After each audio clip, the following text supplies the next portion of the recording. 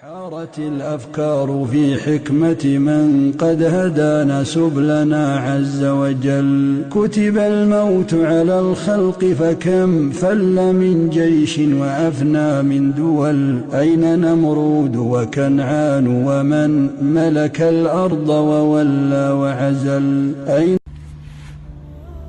doomu aadama warul rëy rëylu ndax doomu aadama subhanallah nit warul rëy rëylu ñett yi ci suuf nga jóge tey yaa ngi ci kaw suuf suba da ngay dellu ci suuf subhanallah ñett mina turab ala turab taxta turab ci suuf nga jóge ci suuf nga nekk tey waaye ëllëg ci suuf ngay nekkaat moo tax kenn warul rëy wàccel sa bopp képp koo tane nga dimbali ko waaye képp koo dimbali tamit nga dimbali ko te yàlla rek tax nga dimbali ko te yàlla rek tax moytul ngistal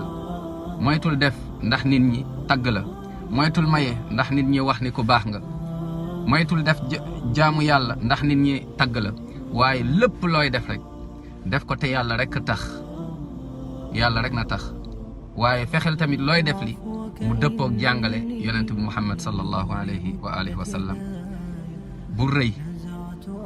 ndax rëy jaru ko fi loo am na ñu am lu ëpp li nga am te tey boo leen gisee xëy na doo ko foog muy ci xam-xam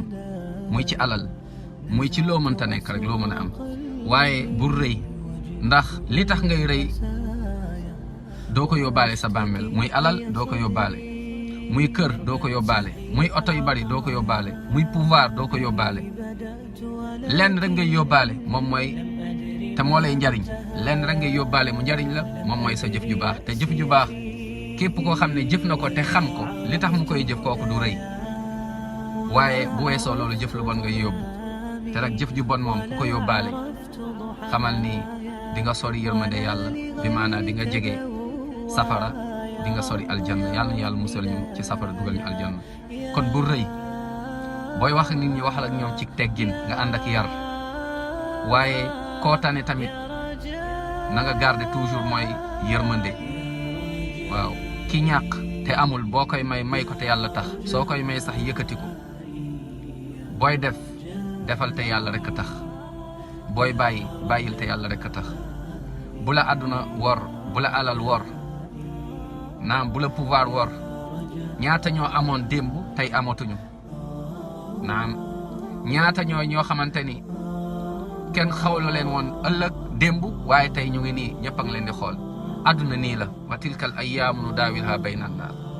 tey da ngay am suba doo am tey nga feebar suba nga am wér-gu-yaram tey nga am wér-gu-yaram suba nga am feebar tey nga ñàkk ainsi de suite kon jaru fi rëy lépp lu fi nit am rek jarul ma koy bàkku nekkul sa kattan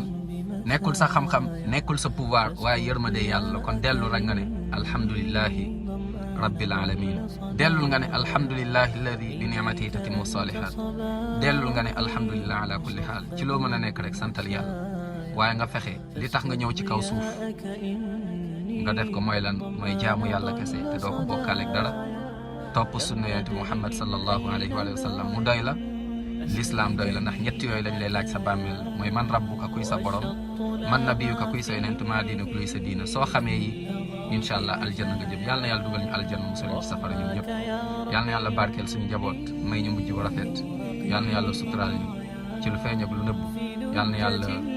jàppale julli ñi fu ñu mënta nekk ñi gaañu ñëpp yàlla na yàlla yërëm leen dugal leen aljanna ñi feebar ñëpp yàlla na yàlla may leen tan may leen wér gu yaram wasalaamu aleykum wa rahmatullahi wa barakaatu